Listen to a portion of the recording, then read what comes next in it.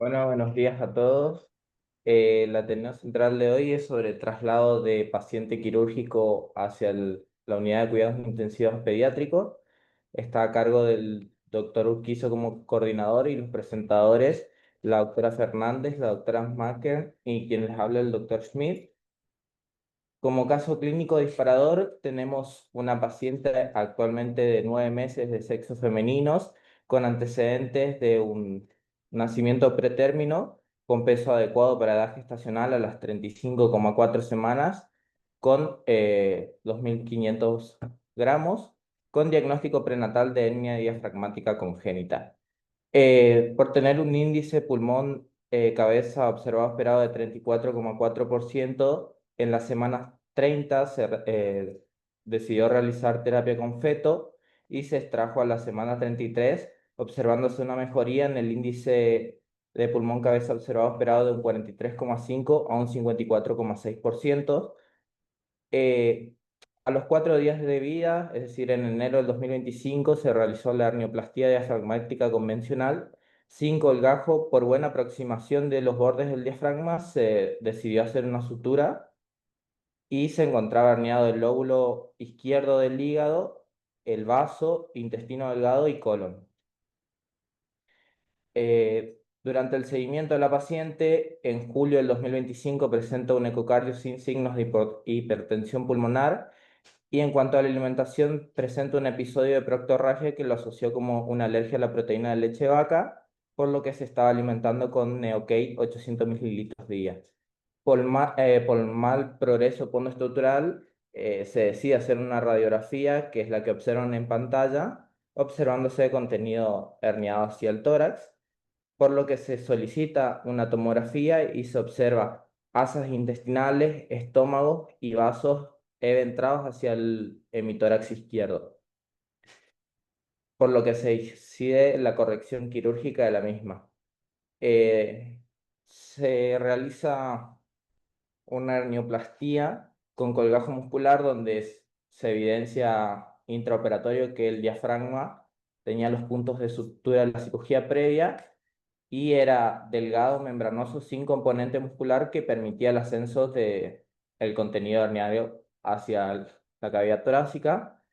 Y debido a que en la cirugía el colgajo no lograba cubrir la totalidad, se decidió resecar el undécimo cartílago costal anterior para así disminuir la tensión y descender el colgajo. En cuanto a la transmisión de información, que es el punto central de este Ateneo, tenemos que desde quirófano central tenemos los participantes del procedimiento, tanto como el cirujano, los anestesiólogos y los residentes, y hacia la unidad de terapia intensiva pediátrica, donde en este caso la cirugía terminó a las 10 de la noche, por ende estaban los médicos terapistas y residentes que se encontraban de guardia. Entonces la información tenía que ir de quienes realizaron el procedimiento hacia los médicos de guardia y el de los médicos de guardia hacia los médicos terapistas durante la mañana en su fase. La información a transmitir más que nada son los datos del paciente, el procedimiento que se realizó, el estado actual de la paciente que se encontraba estable en ARM con necesidad de NORA a 0,2 microgramos kilo minuto, las drogas que se utilizaron durante el procedimiento, las transfusiones que se realizaron, que en este caso se pasaron 400 mililitros de cristaloides, 300 mililitros de coloides y se hizo una transfusión de 150 mililitros de glóbulos rojos. Y además los drenajes que quedaron con un drenaje laminar en herida quirúrgica y un drenaje abdominal. En cuanto a las indicaciones postoperatorias por parte del equipo quirúrgico, se indicó un plan de hidratación parenteral, sedación y relajación muscular, asistencia respiratoria mecánica, cabecera a 30 grados, nutrición parenteral, ayuno, omeprazol, sonda nasogástrica de descarga y antibiótico terapia. Bien, en cuanto al artículo principal que vamos a comentar, habla sobre, es un artículo que habla sobre el traslado del paciente desde una cirugía hasta el cuidado intensivo y usa lo que es la Fórmula 1 y la aviación como modelos para generar una mejor seguridad y calidad en este traspaso. El objetivo, entonces, como dijimos, es mejorar calidad y seguridad del traslado de estos pacientes utilizando estas dos analogías como nombramos anteriormente.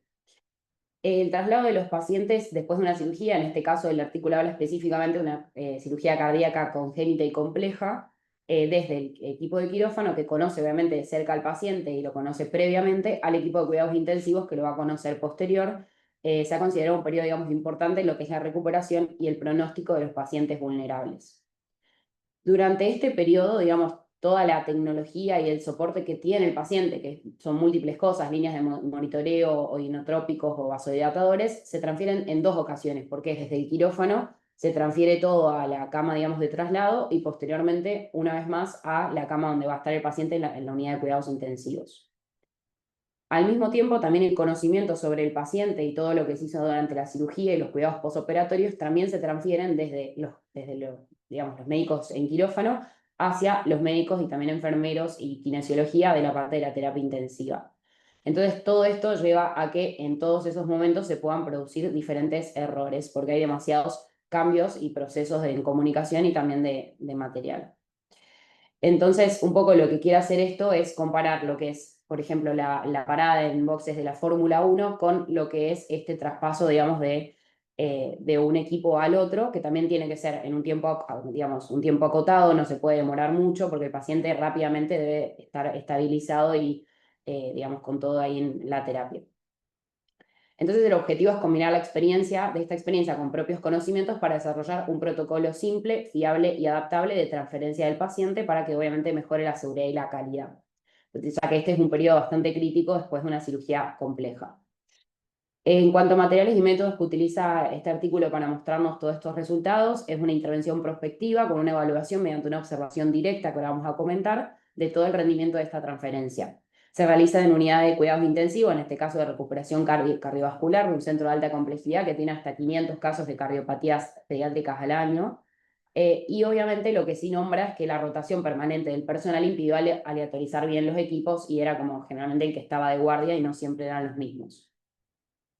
Para desarrollar un poco el protocolo, realmente la gente, digamos, de este artículo fue a hablar con, que fueron los miembros de investigación, fueron invitados por el equipo de Ferrari de la Fórmula 1 y fueron a entrenamientos y a visitar la sede y establecieron ciertos análogos con la atención médica. Y además, en parte de la aviación, hay dos capitanes de entrenamiento que pudieron observar todas las transferencias y sugerir mejoras adicionales.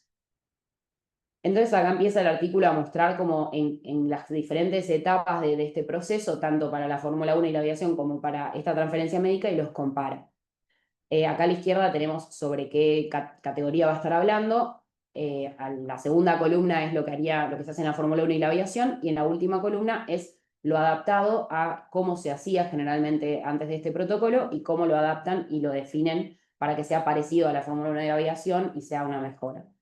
En cuanto al liderazgo, lo que dice es que obviamente en la Fórmula 1 y en la aviación está muy claro quién es el líder. Generalmente es el que se llama, digamos, Lollipop Man, que es el que está, digamos, adelante de la parada de boxes y es el que define cuándo sale y cuándo termina todo el proceso. Lo mismo el capitán en un caso del avión.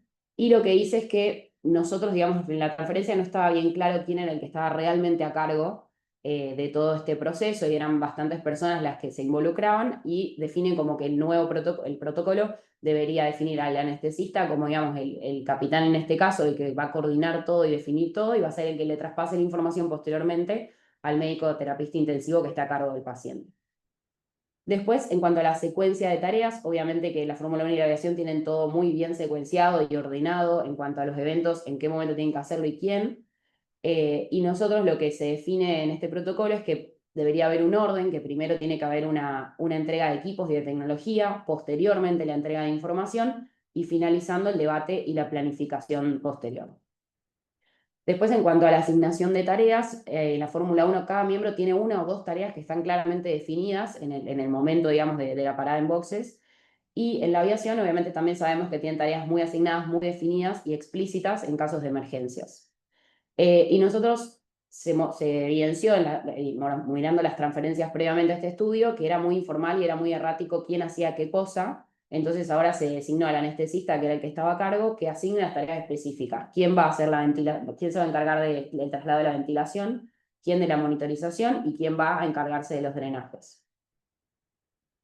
En cuanto a la predicción y planificación, la Fórmula 1 tiene un análisis digamos, que analiza todos los modos de fallo, defectos y todo, que tiene ya un protocolo bien estandarizado. Los pilotos también están permanentemente en capacitaciones para anticipar cualquier cosa esperada o planificar contingencias. Nosotros lo que se vio es que generalmente los riesgos se identifican de forma informal y que a menudo no se toman medidas al respecto para corregir eso. Entonces se realizó digamos, como si fuese un análisis de modo fallo y efecto como usa en la Fórmula 1, pero modificado, donde se introdujeron diferentes controles de seguridad y se identificó que debería haber una hoja de transferencia de ventilación. En cuanto a la disciplina, tanto en la Fórmula 1 como aviación, se ve que es un ambiente tranquilo, organizado y que hay poca comunicación verbal en el momento que deben hacer todo esto. En cambio, en la medicina se vio que en el traslado hay múltiples conversaciones y la mayoría son simultáneas.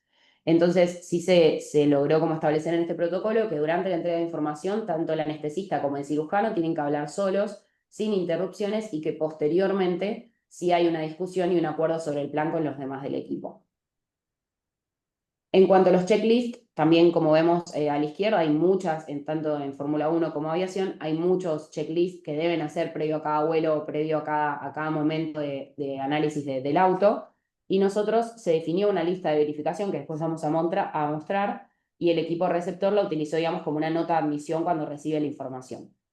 Y en cuanto a la participación, se vio que tanto como dijimos en la parte del avión y como también el tema de la Fórmula 1, todos pueden y están capacitados para tener la posibilidad de hablar y comunicarse, y nosotros se vio que las comunicaciones generalmente son entre los niveles, o sea, enfermería habla con enfermería, kinesiología con kinesiología, bueno, en este caso no hay un dador, pero generalmente el anestesista habla con el kinesiólogo y con los terapistas, y nosotros solo con los terapistas, y la idea es que se animen a que todos los miembros del equipo y tengan grados a expresarse, es decir, que cualquier residente pueda hablar también con el médico terapista y también con el enfermero y viceversa.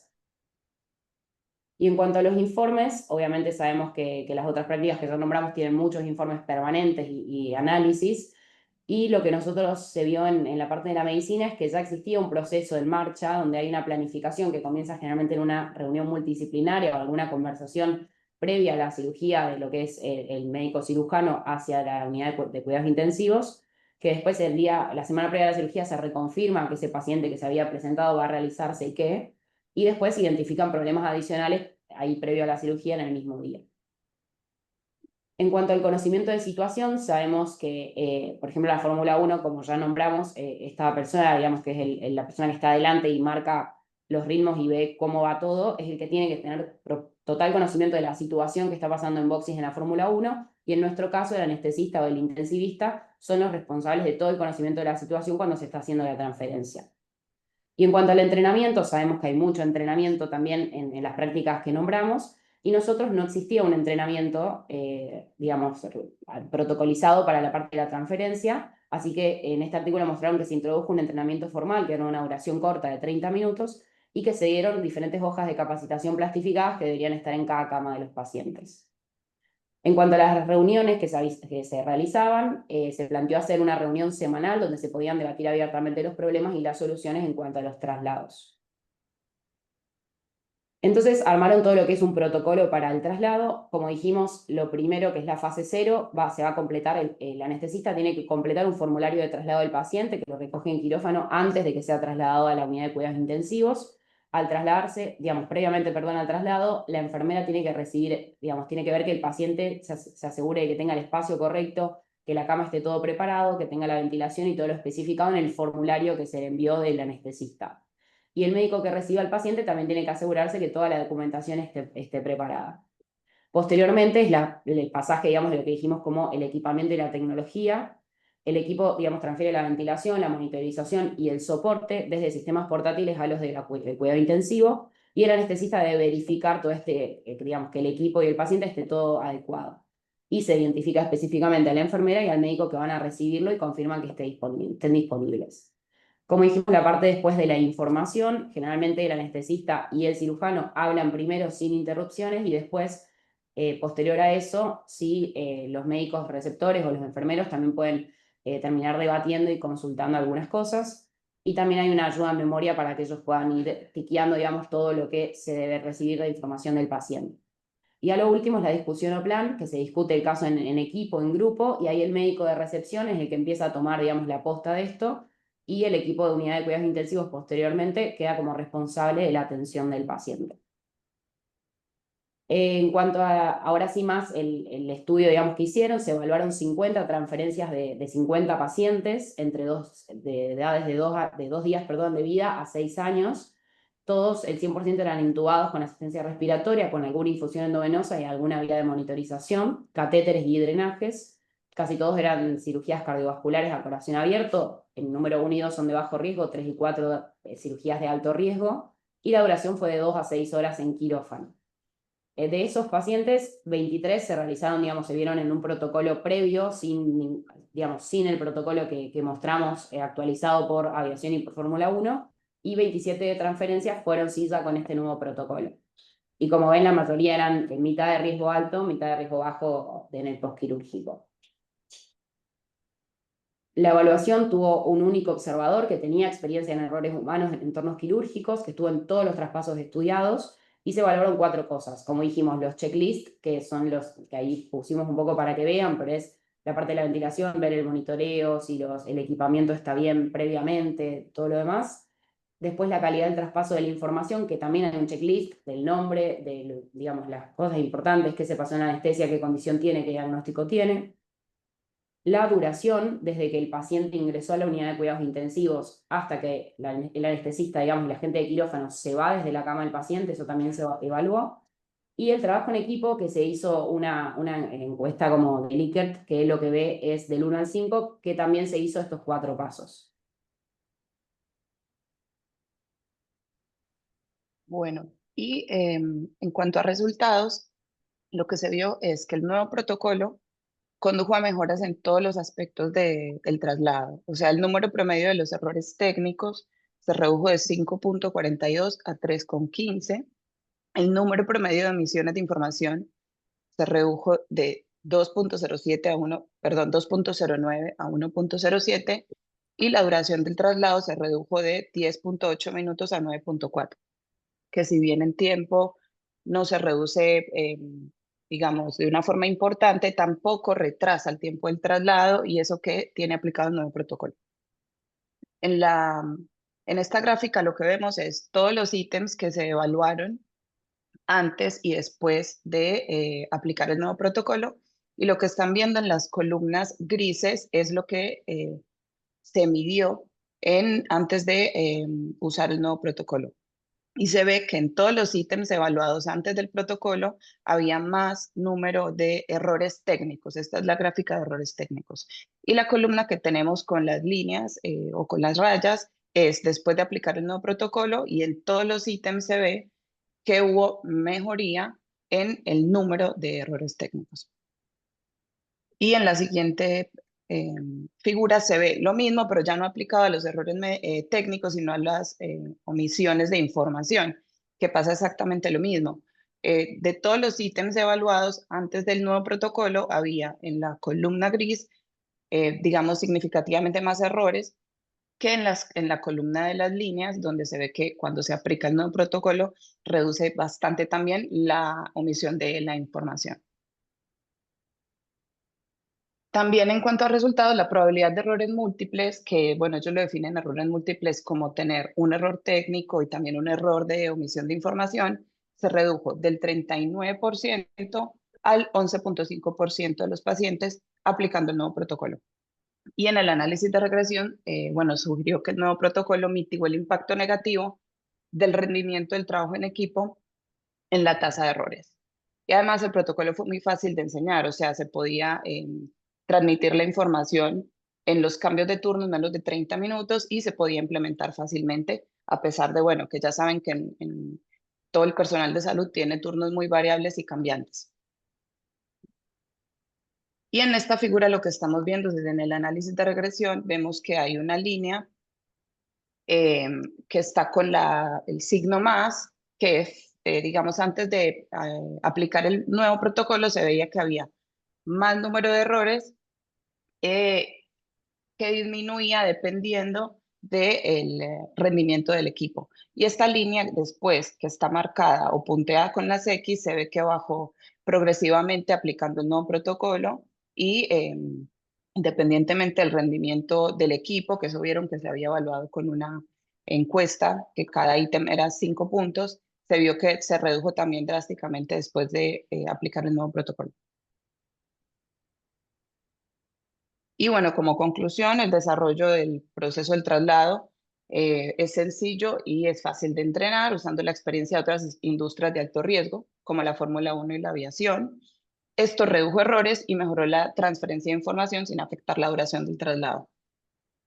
El trabajo por turnos y el tiempo limitado para la capacitación son una potencial debilidad y estos resultados preliminares, bueno, sugieren que se justifica la investigación adicional para examinar la sostenibilidad del protocolo.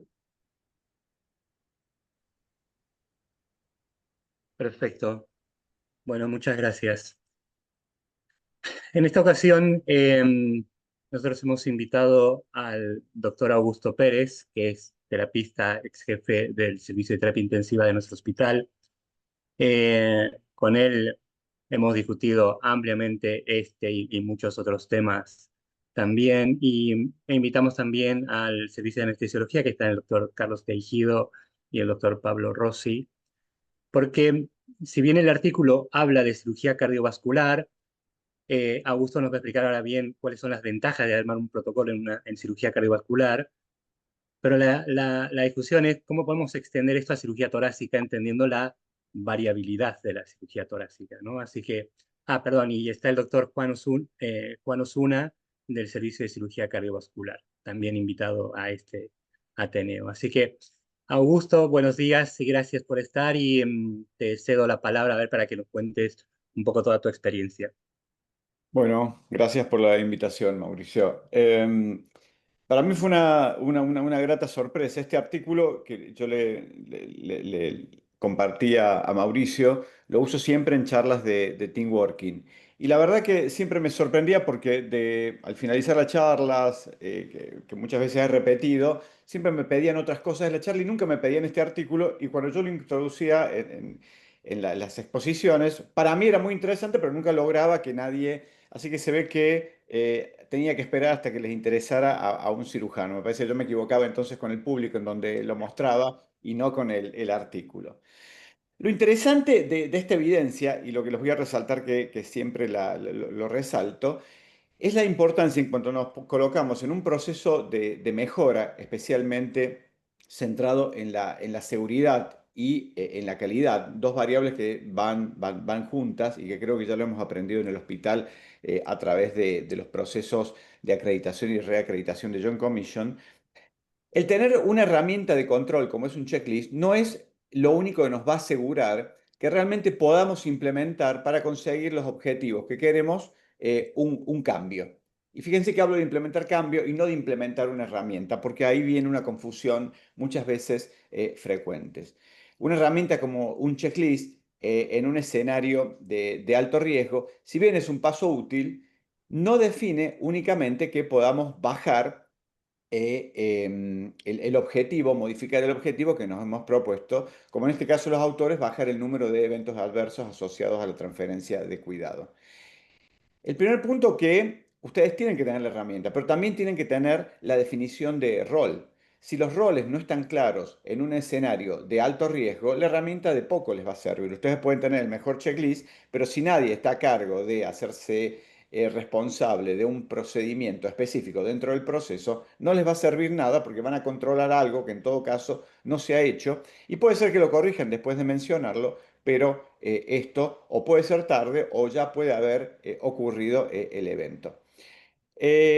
Lo segundo es la transferencia de otras disciplinas de organización. Fíjense cómo estos autores, en una forma muy original, utilizan otro ámbito de transferencia en situaciones de alto riesgo, porque tanto en la Fórmula 1 como en la aviación, no solo se trata de la calidad del servicio, sino de que pueden ocurrir cosas graves para todos si no se realizan procedimientos dentro del proceso con el cuidado necesario.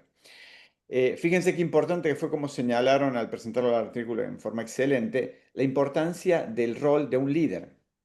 Que muchas veces esto, todos transferimos pacientes, todos participamos de esto diariamente y muchas veces no está claro y está definido muchas veces más por la autoridad y la buena relación que pueden tener dos líderes que circunstancialmente estén en este caso, un cirujano y el intensivista que recibe, o el anestesista y el intensivista que recibe. Si bien después aquí está Carlos y nosotros hace un tiempo empezamos a trabajar con un checklist de transferencia, no así hemos trabajado en roles específicos. Y otra cosa que es importante, y con esto finalizo, fíjense qué interesante que es el error. Nosotros vamos siempre pensando en un error que conocemos, pero muchas veces el error está definido en términos de la herramienta con la cual ustedes están midiendo. Al elegir ustedes las variables que miden, podemos cometer errores que no sabemos que lo estamos cometiendo hasta que ese error no es puesto en evidencia, ya sea o por la herramienta de recordatorio como el checklist o el establecimiento de roles y una dinámica de organización dentro del contexto. Así que seguramente podemos estamos realizando errores tanto en un ámbito de traslado de alto riesgo como es la cirugía de tórax, como la cirugía cardiovascular, y hoy no nos estamos dando cuenta. Después, si quieren, les otro comentario desde donde yo creo que también podríamos copiar un modelo parecido al que usan estos autores. Bien, perfecto. Em, Como ustedes pudieron escuchar, nosotros presentamos un caso clínico donde quizás el foco que pusimos fue en el traslado a las 10 de la noche, ¿no? Cosa, no sé si habitual o debería ser poco habitual, pero trasladar a un paciente postquirúrgico de una cirugía compleja 10 de la noche. Y en eso quisiera escuchar al doctor Teijido y a Pablo Rossi con respecto a la experiencia que ellos tienen en el traslado en distintos ámbitos, ¿no? Porque muchas veces hay que llevar pacientes a estudios de imágenes con códigos rojos a cualquier hora de la noche, o el traslado de cirugías que terminaron a cualquier hora a terapia intensiva. Eh, cómo, cómo ellos evalúan y cómo enfrentan esta situación. Buen día, bueno, gracias por la invitación.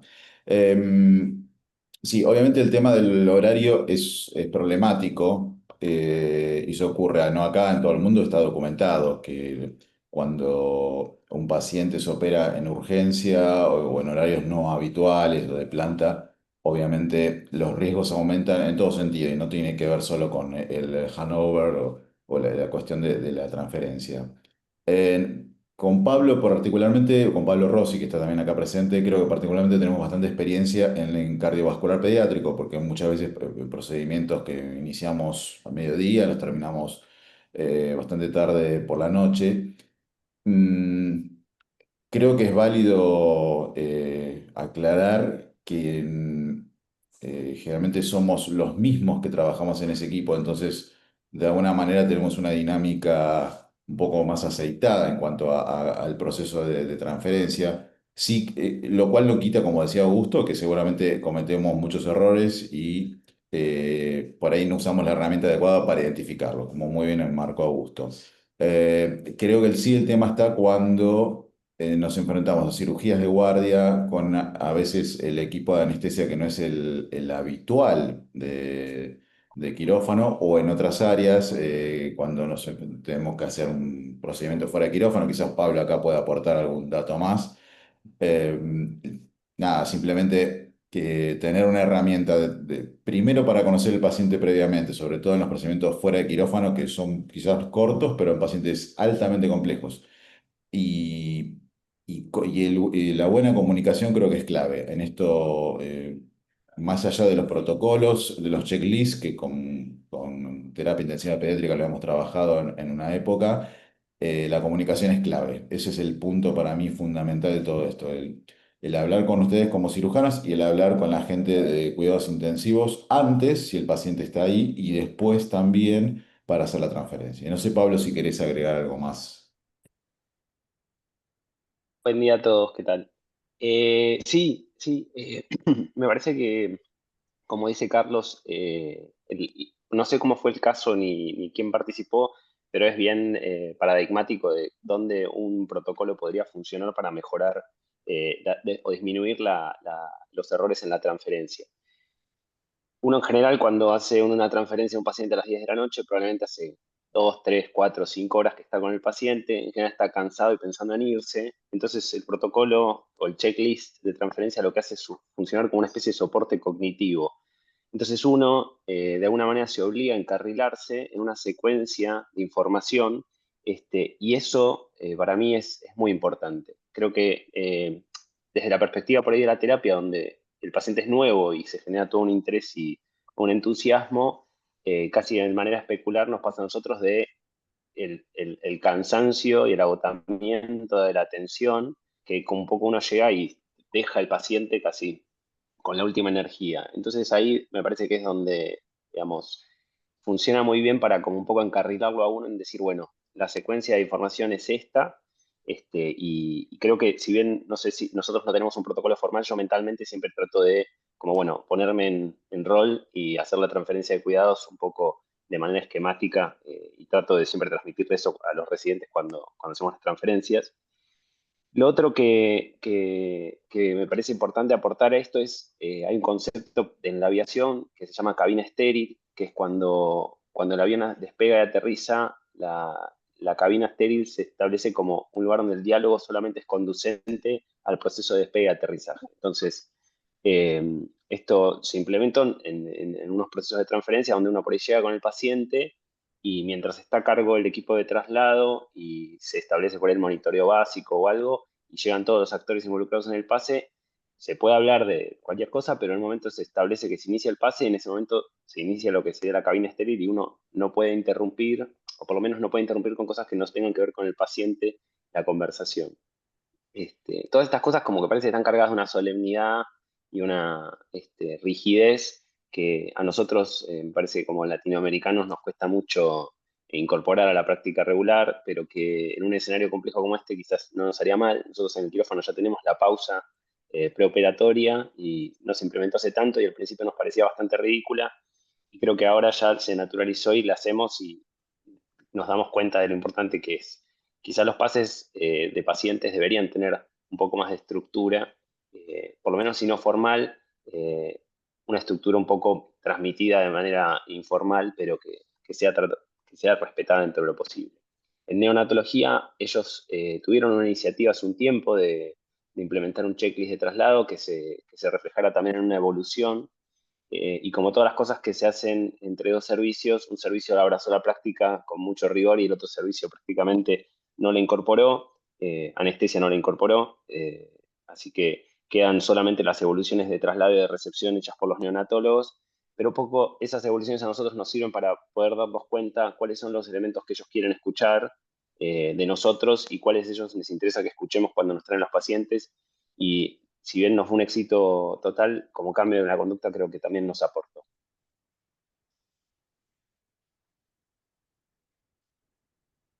Bien, gracias, Pablo. Como vieron acá, yo detecto como un patrón en lo que es lo que estamos hablando ahora, ¿no? El mismo equipo y un grupo de patologías similares.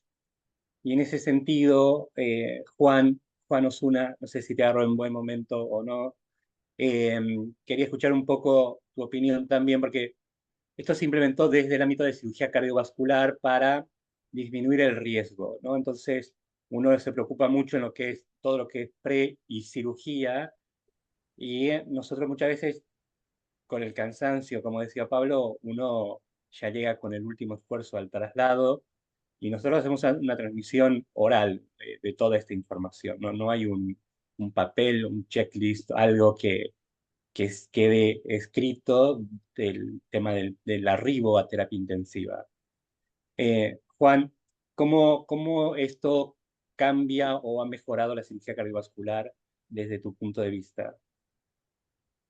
Sí, buen día a todos. Disculpen, estoy manejando, así que por ahí es medio errático la conexión.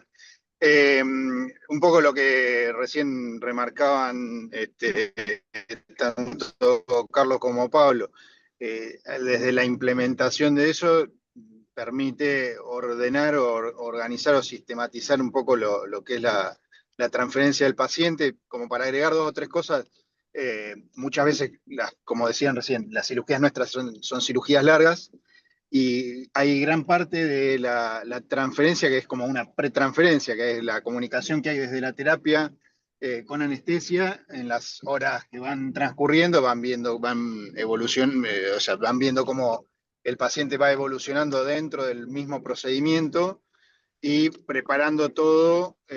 Bueno, en la presentación lo remarcaron, de que esté disponible toda la tecnología necesaria, el box también para hacer la recepción, el respirador y demás. Eso, lo que hacemos nosotros desde el punto de vista al momento del arribo del paciente a la terapia, es un poco esto de que esté el rol establecido, de quién lo va a recepcionar al paciente. Y el primer momento es más de comunicación entre anestesia, terapia y enfermería, y de hecho creo que lo más importante, por ahí Augusto lo puede remarcar, es cuando ellos reciben el paciente, el monitoreo rápido, salir del monitoreo de traslado al monitoreo que van a tener ya en la unidad, y el rol nuestro de transmisión de información pasa a un segundo plano, me parece, donde se da más importancia toda la parte de comunicaciones de anestesia-terapia en el punto de vista hemodinámico, respiratorio, perfil de drogas y demás. Creo que eso nos ha permitido organizar, como uno llega a la terapia y quiere decir, bueno, hicimos esto, y como decía Pablo, llevamos horas en quirófano y no quiere ya despejarse un poco, pero bueno, hay que hacer esa pausa y lograr que hagan la comunicación más efectiva otros autores. Claro. El desafío que nosotros tenemos, y lo hablaba con Augusto, es cómo trasladar esto a cirugía de tórax pediátrico y a la cirugía pediátrica, entendiendo la variabilidad de procedimientos, ¿no? Porque es muy difícil remedar cuando cirugía cardiovascular tiene muchos patrones similares en lo que es el traslado, en lo que es lo que requiere un paciente para el monitoreo postquirúrgico, ya sea marcapasos, drenajes, drogas y demás. ¿Cómo trasladar eso a la variabilidad de la cirugía infantil? Yo me quedé pensando de lo que hablábamos el otro día y la Pectus es un modelo donde es siempre lo mismo, pero ¿cómo podemos trasladar esto a lo que es cirugía pulmonar, a lo que puede ser una cirugía de vía aérea, a una cirugía esofágica, donde los objetivos son distintos, ¿no? Ese es el gran desafío, Augusto. ¿Vos cómo pensás que podemos llegar a generar una mejora en ese sentido? Mira, recién se han comentado, todos los que me siguieron, un montón de cosas interesantes. Pablo, por ejemplo, remarcando el tema de cómo afecta la fatiga y cómo es un tiempo diferente para cada operador, el tiempo del final de un procedimiento y el tiempo de inicio para otro. Carlos también comentó de que en algo hemos empezado a trabajar. Nosotros tenemos, por ejemplo, unificamos ya, eso ya hace varios años, cuando trabajamos inicialmente con esto, dos secuencias de cuidado del proceso, especialmente de los pacientes de cardiovascular. Una fue la utilización de las mismas concentraciones de drogas cardiovasculares, tanto en anestesia como en terapia intensiva. Y lo segundo fue un checklist de preparación de la unidad. ¿Qué nos quedó pendiente? Fue la asignación de roles. Y fíjense que en el artículo lo señalan muy interesante, que el procedimiento comienza tanto con la salida del paciente de la cama quirúrgica. Ya ahí hay un primer paso. También Juan mencionó el tema de la transferencia de tecnología, que son los monitores. Y ahí hay un aspecto para mí que no está señalado en el artículo, que es que muchas veces antes de la transferencia de cuidado continúa un proceso de asistencia. Es decir, como Juan lo cuenta bien, más allá del procedimiento que se ha hecho, el paciente tiene una serie de de medidas que inició el anestesista, inició el cirujano, que tienen que ser continuadas antes de que me expliquen qué es lo que le hicieron. Por ejemplo, las drogas cardiovasculares, la adecuada ventilación por un respirador, pasado del respirador de traslado al respirador definitivo o de la respiración manual al respirador definitivo, monitores, etc. Que esto no está señalado en el artículo original. Y acá les comento algo que a mí se me ocurrió ya hace bastante tiempo y lamentablemente no lo puedo implementar y puede ser que este sea el momento. Cuando yo leo este artículo, empiezo a pensar como ustedes tal vez lo vieron, bueno, ¿qué es lo que me aproxima a mí? E inclusive con esta diferencia, que yo no vi en el artículo como lo señalaron. Y bueno, a veces dan esas casualidades que uno está haciendo una cosa en un ámbito y no lo logra conectar hasta que no aparece algo así. Yo no sé si ustedes saben que una de las cosas que yo hago fuera de la actividad médica es la navegación. Y durante un tiempo fue muy fanático de las regatas, y sobre todo de las regatas de altura, las regatas más largas. Entonces, una noche, me acuerdo, íbamos a Punta del Este y yo ya había leído este artículo y el famoso cambio de guardia, nosotros también corriendo hacemos cambios de guardia a las 2, 3 de la mañana y como dice Pablo, el que sale, que estuvo mojándose con frío, lidiando con problemas, ya quiere entrar adentro a dormir y el que entra entusiasmado y se produce un momento donde uno se quiere ir y el otro quiere entrar. Y fíjense que en ese ámbito es muy claro que el que se va no se va hasta que no transfiere y el que va toma los puestos en el barco tiene una organización parecida al pit stop, en donde hay un trimmer que es, de acuerdo a la complejidad del barco, puede haber un trimmer para cada una de las velas que estén puestas. Depende de los barcos en general que yo he navegado, tenían un solo trimmer para las mismas velas. En algunas ocasiones se ponía un segundo para la mayor, de acuerdo a la gravedad y a la severidad del viento. Otro se encarga del timón, otro se encarga de la navegación, es decir, quien fue marcando la ruta. Entonces, cuando yo empecé a conectar pensé, bueno, es mucho más parecido el ámbito de la medicina crítica aquí en anestesiología, en cirugías complejas, en terapia intensiva, a lo que pasa dentro de un velero que está corriendo en un ámbito de riesgo. Porque piensen que también tiene que existir el riesgo, es decir, puede haber problemas graves a los que están adentro del barco y están los dos, el que entra y el que sale. Y se me ocurrió realizar que tal vez sea el momento realizar una adaptación de uno de esos procedimientos, porque también cada uno tiene un rol específico. El que está en el timón no necesariamente sabe, está comunicado con el trimmer o con el navegante o con el que está cumpliendo otro rol, el que está haciendo, por ejemplo, un cambio de velas. Así que la transferencia debe incluir la continuidad. Y esto no está en el artículo, la continuidad del cuidado. Y lo señaló muy claramente Juan. A veces el cirujano y el anestesista tienen que esperar hasta que una serie de dispositivos estén cambiados para comenzar el diálogo.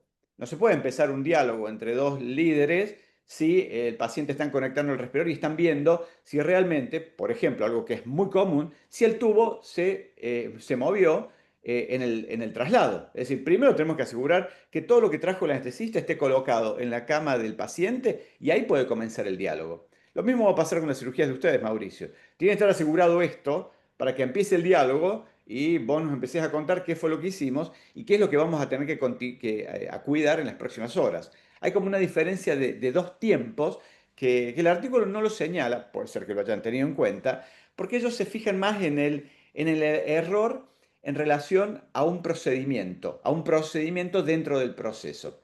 Y yo creo que lo que se podría incluir es la continuidad, que no está en el artículo, la continuidad de algo que se está haciendo y se tiene que hacer, así como el anestesista lo viene haciendo bien, o también puede ocurrir lo contrario. El anestesista tuvo un problema en el traslado y llega a la terapia y tiene que comenzar una acción entre anestesista y intensivista, resuelven el problema que tuvieron en el traslado, desplazamiento del tubo, desplazamiento, etcétera, de algo o de algo que quieren mejorar, se tituló de nuevo la droga posterior al traslado. Así que esa parte también es otra que me parece se podría incluir. Yo siempre lo pensé con este modelo de la regata de altura, porque me pareció que incluía algo que el pit stop no lo incluye.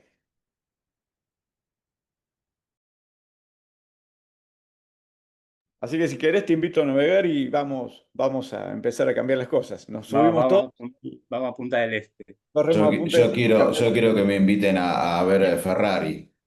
El Como pit querido stop. Marianelo, está bien, está bien. Sí. Puede ser interesante Eh, una Rolex a Punta del Este también.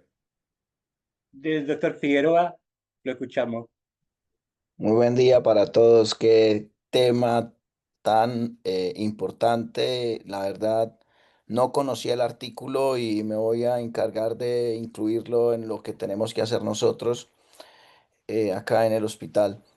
La verdad es que ya han comentado muchas cosas. De pronto reforzar lo que acaba de decir el doctor Pérez. Hay una parte anticipatoria, me parece a mí también muy importante, que sé que todos la hacemos porque todos hemos lidiado con pacientes que no salen perfectos de la cirugía y en el traslado se nos complican hasta situaciones mayores de comprometer la vida del paciente.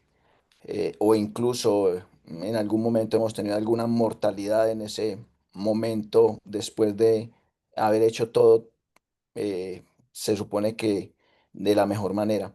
Y es que intento con los residentes y personalmente en el aviso, cuando se reserva la cama en la UCI, de dar ya una serie de cosas de anticipación que le permitan al equipo de cuidado intensivo, sea la noche anterior o en la mañana antes de empezar, eh, orientar como más o menos cómo van a ser las cosas, pero obviamente en la salida y en la fatiga que uno tiene cuando ya ha estado mucho tiempo en el quirófano, es donde es para mí el punto crítico.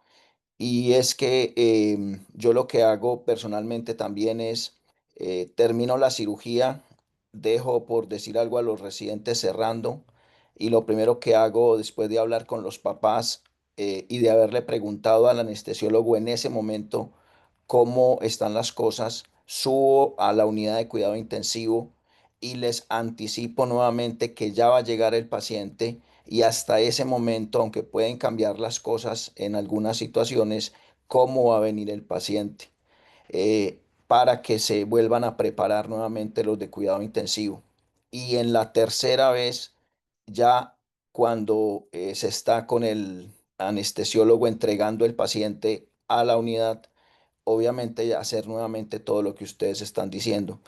Y créanme que igual pasan cosas. O sea, así esté uno en ese grado como de rigurosidad, de intensidad, siguen pasando cosas y tiene que ver con eso. Primero, somos falibles. Segundo, eh, la experiencia de los equipos que entregan, que reciben.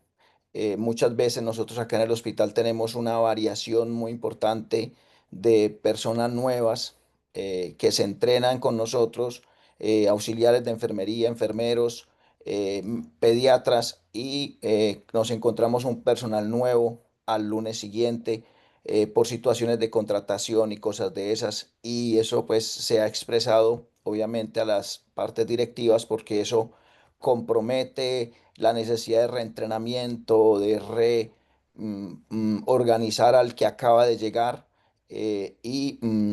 a veces no contamos con eso, con que esta persona salió a vacaciones, la enfermera que más experiencia tiene, cómo te maneja una situación urológica o algo, unas sondas, unos drenes, no es la que está en ese momento porque fue a un congreso o porque te encontraste una sorpresa, y son detalles que en realidad uno, pues ya más llegar hasta allá en el personal de la unidad de cuidado intensivo es muy difícil. Entonces, ese grado de detalle es el que nos obliga, y cada vez complejizando más las cirugías y lo que hacemos, y cirugías más largas y más difíciles, eso hemos notado que también impacta o positiva o negativamente, y en eso los residentes que están presentes y con los que trabajamos nosotros acá en Colombia, pues intentamos que opten y logren ese grado de rigor para que, a pesar de que lo hagan de esta manera y se presenten dificultades, pues las minimicen. Pero la verdad, excelente este tema, Mauricio. Muy lindo haber podido participar hoy con ustedes y haberlos conocido a los doctores que nunca habíamos estado juntos. Buen día. Gracias, gracias, doctor Figueroa. Sí, nosotros ahora tenemos el desafío de mejora, ¿no? De mejora continua, y por eso me parece que necesitamos mejorar. No hemos tenido grandes incidentes, pero necesitamos mejorar lo que es el traslado. Pasar de una comunicación verbal a una comunicación que sea más efectiva y que quede registrado todo esto, como decía Pablo también en esa iniciativa con la NEO. Yo siempre a veces me preocupo porque nosotros para llegar de quirófano a terapia intensiva tenemos que pasar por 2 ascensores, por 2 elevadores. Y ese es un gran problema. Es hospitalario, es infraestructural, pero no lo podemos solucionar, pero es una situación de riesgo que uno siempre escucha historias de cosas que pasaron. eh, y en ese sentido, anestesia, quería saber cómo prepara esas eventualidades, ¿no? De repente quedar atrapado en un ascensor en el traslado de un paciente.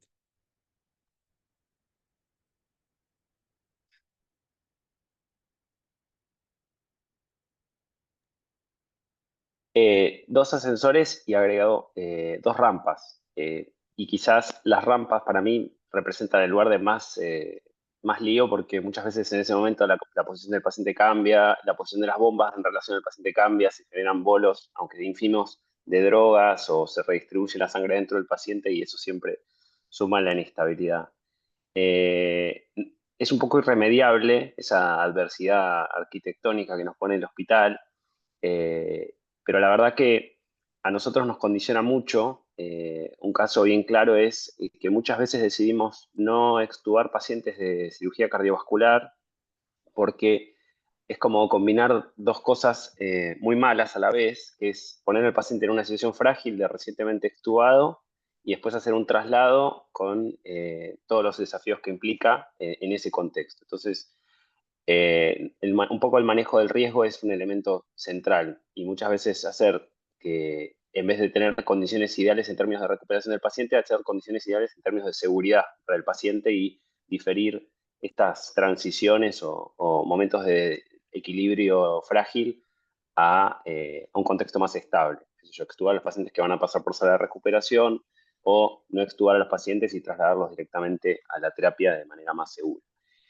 Pero el traslado, así como la transferencia de cuidados, es otra cosa que también debería estar atravesado por algún tipo de ayuda cognitiva y cierto rigor en términos de un checklist, como hacemos en el momento de la inducción o al momento del inicio de la cirugía, ya sea formal o informalmente. La verdad que es una cuestión que está también muy atravesada por la experiencia, porque quizás nosotros no tenemos instancias de simulación de para formación del personal en términos de los problemas que regularmente ocurren en los traslados.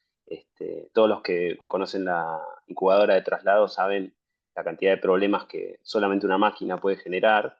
Y bueno, la familiaridad es fundamental. Así que un poco también lo que nos pasa es que como anestesiólogos de staff creo que somos los únicos que acompañan a sus pacientes. La gente que es adultos en general van con un residente y si vamos con los pacientes pediátricos, especialmente con los más chicos, es porque sabemos que son más vulnerables a que el traslado les represente un riesgo.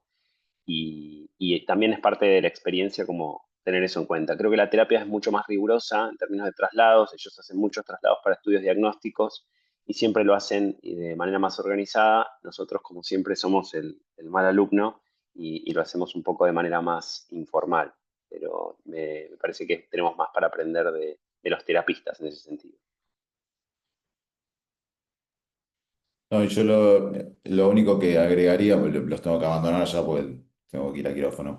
Creo que, Mauricio, podemos trabajar en una ayuda cognitiva o checklist, va todo junto, porque también para mí un tema también clave es la variabilidad de las personas, ¿sí? Hoy estamos acá de anestesia Pablo y yo, pero otros días hay otros anestesiólogos. Lo mismo pasa del lado por ahí del lado tuyo, Mauricio, no, porque ustedes cirujanos de tórax, para específicamente son uno o dos, pero del lado de la terapia también probablemente ocurra lo mismo, hay más gente involucrada. Entonces, estandarizar un procedimiento es clave, ¿sí? Porque eso, además de evitar errores, todos estamos en la misma frecuencia, ¿eh? Eso sería clave. Y no es difícil, es simplemente ver qué puntos queremos trabajar, armar la herramienta, analizarla en algún momento, a ver si está bien o mal, ¿sí?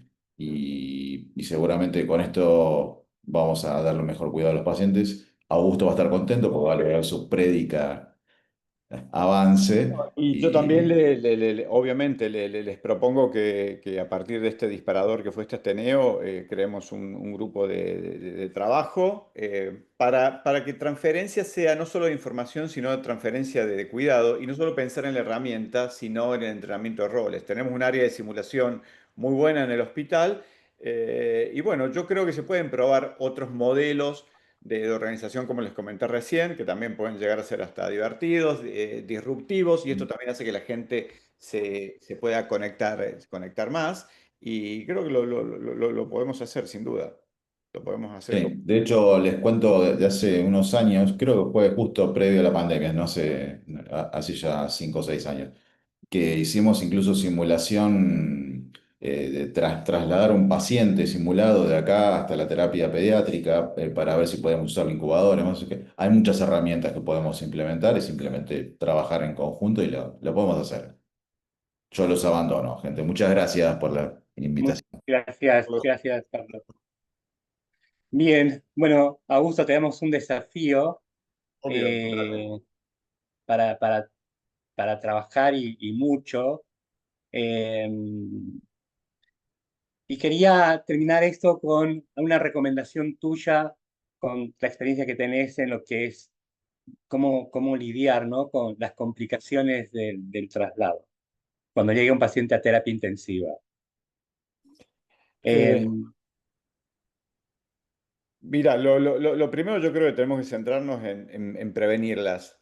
Pero también podemos, perdonen que hoy sea insistente, pero ya que me han dado la oportunidad de volver a la náutica. En náutica tenemos un concepto que es la redundancia, que es sumamente útil. Es decir, nosotros partimos de la posibilidad, y esto se engancha mucho con lo que es mi especialidad, la terapia intensiva. Ustedes por ahí o me han escuchado o han escuchado a un intensivista decir que nosotros tenemos plan A, plan B, y los buenos intensivistas tienen hasta un plan C. Bueno, en náutica el concepto de redundancia tiene que ver con lo mismo. Nosotros partimos de la base de cualquier sistema vital puede fallar. Entonces, en un traslado, tenemos que siempre considerar la posibilidad que cada uno de los elementos vitales para el paciente pueden fallar. Ejemplo, un tubo puede desplazarse, como lo dijo muy bien Pablo, en un hospital donde la arquitectura implica pasar por ascensores, pasar por rampas. Entonces, tenemos que estar preparados de cómo vamos a soportar la vía aérea ante la eventualidad de un desplazamiento, que podrá ser disponer de la correcta máscara y bolsa, disponer de una máscara laríngea, etcétera, etcétera, hasta la posibilidad de intubar si sea necesario. Eso es el concepto de redundancia, que viene perfectamente de otra disciplina como la náutica. Lo mismo que ante un desplazamiento de otro dispositivo, un drenaje, un catéter. Un catéter debe chequearse de determinada forma, porque el desplazamiento de un catéter puede implicar la suspensión de una droga cardiovascular vital para el mantenimiento de la hemodinamia. Entonces tiene que haber un plan B, la redundancia de un dispositivo, como puede ser otra vía donde podamos transferir rápidamente la droga, o la misma droga en push para poder hacer un bolo y lograr. Como ven, en esto se pueden hacer muchas cosas, y lo que sí el artículo nos muestra es que a veces es muy útil tomar otro modelo para que los conceptos sean transferibles, porque como les estoy contando, como ven, hay muchos conceptos que pueden ser transferibles y adaptados al contexto. Y muchas veces una mirada externa a esto suma muchísimo. Cuando los checklists fueron introducidos, y el primero que lo introduce es Probonov, un intensivista neurótico obsesivo, ¿saben cómo los introduce? Él cambia en un estado, porque lo nacionalizan para el estado al checklist de Probonov para colocación de vías centrales. Y es el primero que muestra que un checklist disminuye la frecuencia de infecciones asociadas a dispositivos. El tipo era un neurótico obsesivo y era fanático de andar viendo modelos. Entonces él tenía un problema